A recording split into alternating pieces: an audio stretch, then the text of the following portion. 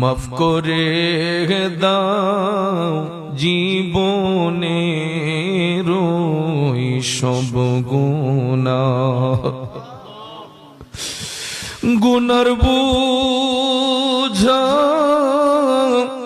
মাথায় লইয়া কান্দিছি।